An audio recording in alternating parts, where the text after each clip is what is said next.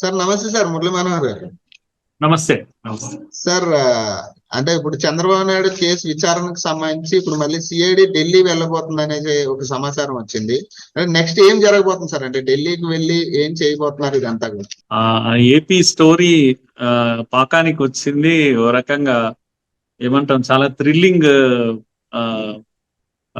Mood లో ఉంది. జనమంతా ఎంజాయ్ చేస్తున్నారు. స్క్రీన్ పైన ఎట్లా అయితే ఫినిషింగ్ దీంట్లో ఉంటుందో అంత రక్తి కట్టించేటువంటి పరిస్థితి మనకు కనపడుతుంది. అయితే ఓ రకంగా ప్రజలకైతే ఇది ఒక వినోదం లాగా కనిపిస్తుంది. ఢిల్లీకి సిఐడి వెళ్ళడం చాలా ఆశ్చర్యంగానే ఉంది మనకు. అంతకన్నా ముందు లోకేష్ కూడా వెళ్ళాడు ఢిల్లీకి. అవును. కనుక ఇద్దరు కలిసి, ఇటు జగన్ గాని అటు చంద్రబాబు గాని, ఇద్దరు కూడా మరి కేంద్రం పైన ఆధారపడుతున్నట్టు కనిపిస్తుంది. ఇక్కడనేమో కేసు పెట్టడానికి కేంద్రం యొక్క దీంతో అంటే గుడ్ బుక్స్ లో ఉండాలని జగన్ ప్రయత్నం చేస్తున్నాడు. అట్లాగే చంద్రబాబు కూడా కేంద్రం సహకరించాలి, ఈ కేసు నుంచి నన్ను బయట వేయాలి, నేను మీతోనే ఉంటామనేటువంటి ఒక ఇది సిగ్నల్స్ ఇస్తున్నారు. మరి మధ్య బీజేపీ ప్రభుత్వం గాని బీజేపీ పార్టీ గాని ఇద్దరిలో ఎవరికి వరమాల వేస్తుంది, ఎవరిని చూస్ చేసుకుంటుంది అనేది ఒక పెద్ద ఇప్పుడు దాకా కూడా ఏపీ రాజకీయాల్లో వచ్చిన ఒక ఇదేంటంటే, ఈ ఏదైతే సెంట్రల్ గవర్నమెంట్ బీజేపీ ఇదంతా చేయిస్తుంది అనేది ఒక ఆరోపణ రావడం జరిగింది. గతం నుంచి కూడా అదే మాటల్లో ఉన్నాయి చాలా వరకు. ఈ టీడీపీ వాళ్ళు కూడా అక్కడక్కడ మాట్లాడడం జరిగింది. మరి ఈ టైంలో సిఐడి సెంట్రల్ గవర్నమెంట్ ని అప్రోచ్ అవడం అనేది ఎట్లా ఢిల్లీకి? అవును, ఆ ఆరోపణ అయితే ఉంది. కానీ మనం చెప్పలేము. అంటే బీజేపీ యొక్క బలం చాలా తక్కువ ఏపీలో. మనం చెప్పాలంటే ఏ బలం లేనప్పుడు, వీళ్ళు ప్రజల యొక్క దీంట్లో లేనప్పుడు వీళ్ళు చేయగలిగింది లేదు. కాకపోతే పవర్ ఉంది కేంద్రంలో కనుక ఎలా అయితే బెనిఫిట్ అవుతుంది అనేది మాత్రమే కేంద్రం చూసుకుంటుంది. ముఖ్యంగా చెప్పాలంటే చంద్రబాబు నాయుడుతో కొన్ని దశాబ్దాలు కలిసి ఉన్న బీజేపీ, వాళ్ళు చాలా ఓ రకంగా చెప్పాలంటే బీజేపీని కూడా చంద్రబాబే నడిపించారు కొన్నాళ్ల పాటు. అద్వానీ పీరియడ్ లో, వాజ్పేయి పీరియడ్ లో ఆ విధంగా పూర్తిగా డిపెండ్ అయ్యారు చంద్రబాబు పైన. చంద్రబాబు కూడా పూర్తి విశ్వాసంలో ఉండేవాడు. ఏమైంది జరిగింది, ఎక్కడ తప్పుటడుగు జరిగింది మొత్తం మీద మనం చూసినట్టయితే లాస్ట్ టర్మ్ చంద్రబాబు సీఎం గా ఉన్నప్పుడు తీసుకున్న నిర్ణయాలు చాలా హార్ష్ నిర్ణయాలు తీసుకున్నాడు. మోడీకి వ్యతిరేకంగా వెళ్ళడం ఏదైతే ఉందో మరి అంత విషయం చల్లే విధంగా అంత ఎనిమిటి పెంచుకునే అవసరం లేకుండే. రాష్ట్రం యొక్క ప్రయోజనాల కోసం ఒకవేళ వెళితే తప్పుగా, కానీ ఒక ఎనిమిగా ట్రీట్ చేసి నేను తప్పిదం చేశాను బీజేపీతో కలవడం అనేది, అసలు మోడీని ఇక్కడికి రానివ్వము అనేటువంటి ఎక్స్ట్రీమ్ చేశాడు. కొద్దిగా వాళ్ళ హృదయాలు కూడా గాయపడ్డాయి. వాళ్ళు కూడా నిస్సహాయం. ఏదైతే కేంద్రం నుంచి ఏదైతే సహకారం వీళ్ళు కోరుకుంటున్నారో ఆ స్థాయిలో సహకరించడానికి వాళ్ళ దగ్గర అంత అవకాశం లేదు. అది గమనించలేదు చంద్రబాబు. తన పొలిటికల్ గెయినే ముఖ్యం అనుకున్నాడు. ముఖ్యంగా చెప్పాలంటే చంద్రబాబు ఎంత దూరం వెళ్ళారంటే కాంగ్రెస్ తో చేతులు కలిపి నేషనల్ లెవెల్ పాలిటిక్స్ నేను ప్లే చేస్తాను అని చెప్పేసి గుజరాత్ ఎన్నికల్లో కూడా ఆయన ఇంటర్ఫియర్ అయ్యాడు. అంత దూరం వెళ్ళాడు అనేది వార్తలు. కనుక ఒక రకంగా చంద్రబాబు మోసం చేశాడనేటువంటి కోపం వాళ్ళకు ఉంటుంది. కానీ స్మార్ట్ గేమ్ ఆడుతున్నారు వాళ్ళు కూడా. అలా ఉన్నప్పటికీ కూడా పూర్తి మా ఎనిమిగా వాళ్ళు ప్రదర్శించలేదు. అలా స్నేహము కొనసాగిస్తున్నారు మెల్లమెల్లగా. ఇది జగన్ విషయంలో ఎందుకు వాళ్ళు స్నేహంగా ఉంటున్నారంటే, చంద్రబాబును ఒకవేళ పక్కకు పెట్టాలనుకుంటే జగనే దిక్కు కనుక. అంతేగాని జగన్ పైన ప్రేమ లేదు బీజేపీకి కూడా. ఇది మనందరికీ తెలిసినటువంటి సత్యం. దీంట్లో పొలిటికల్ గేమ్ ఒకటి నడుస్తుంది. ఏది బెనిఫిట్ అయితే అదే వాళ్ళు చాయిస్ గా తీసుకుంటారు. అవసరమైతే జగన్ ను కూడా పక్కకు పెట్టి చంద్రబాబు నాయుడుతో వెళ్ళొచ్చు. ఆ సూచన మనకు కనిపిస్తుంది కదా. పవన్ కళ్యాణ్ ముందుగానే పంపించారు అక్కడికి. ఒక ఖర్చు వేసి పెట్టినట్టుగా, ఒక సీట్ అక్కడే వేసి పెట్టినట్టుగా ఒకటి పెట్టారు. ఇలాంటి ఒక గేమ్ చాలా క్లియర్ గానే అర్థం అవుతుంది.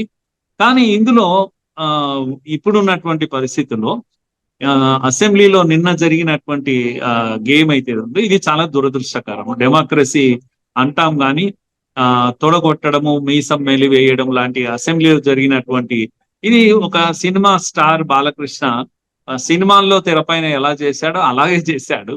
అయితే ఈ యొక్క స్కిల్ డెవలప్మెంట్ స్కామ్ ఏదైతే ఉందో, ఈ స్కామ్ లో మీరు చేతల కన్నా, మీసాలు విడేయడం కన్నా, తొడగొట్టడం కన్నా విషయం ఏంటి అంటే మీ దగ్గర సబ్జెక్ట్ ఏముంది అనేది చాలా ముఖ్యం. ప్రజల ముందు అంటే పెడితే సార్ అంటే ప్రజలు ఇప్పుడు ఇంకో విషయం అంటే స్కిల్ డెవలప్మెంట్ కేసుకి సంబంధించి అంటే ఇప్పటికీ కూడా సరైన తీర్పు రావట్లేదు.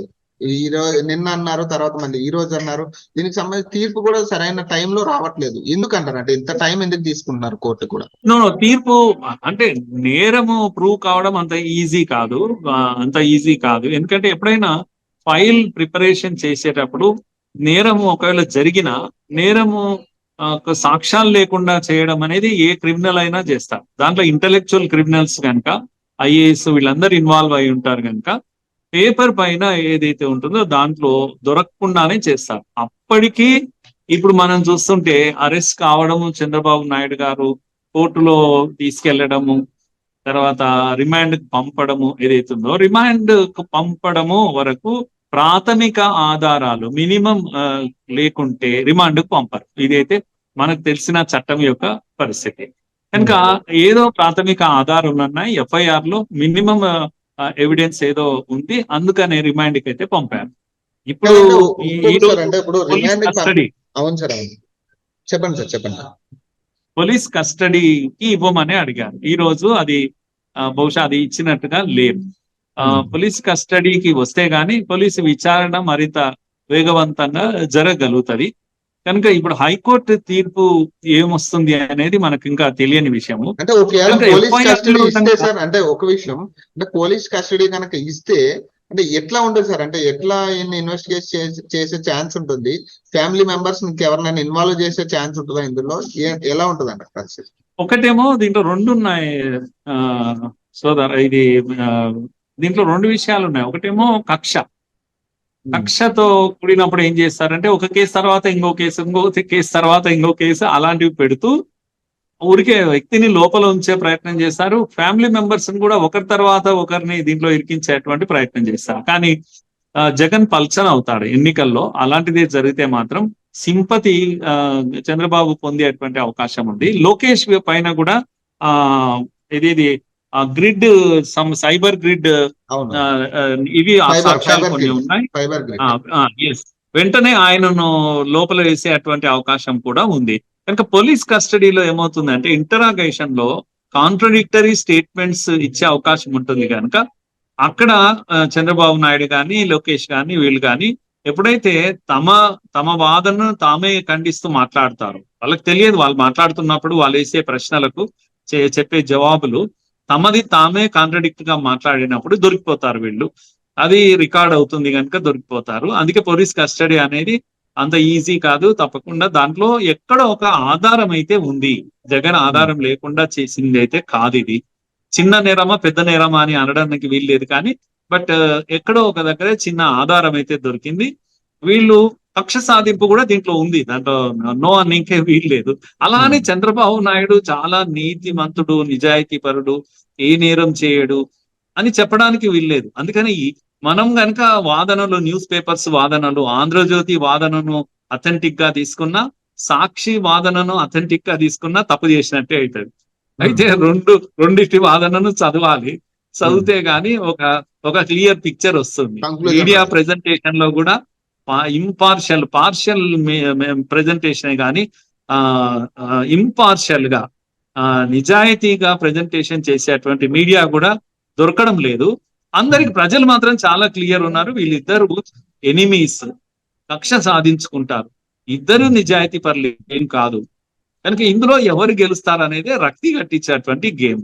అంటే దీనికి ఒక కంక్లూజన్ ఎప్పటికైనా వస్తుంది అంటారా? కనీసం మళ్ళీ ఇంకా ఇది స్ట్రెచ్ అవుతూనే ఉంటుందా? ఇంకా ఇప్పట్లో వచ్చే అవకాశం ఉండదు, స్ట్రెచ్ అవుతుంది.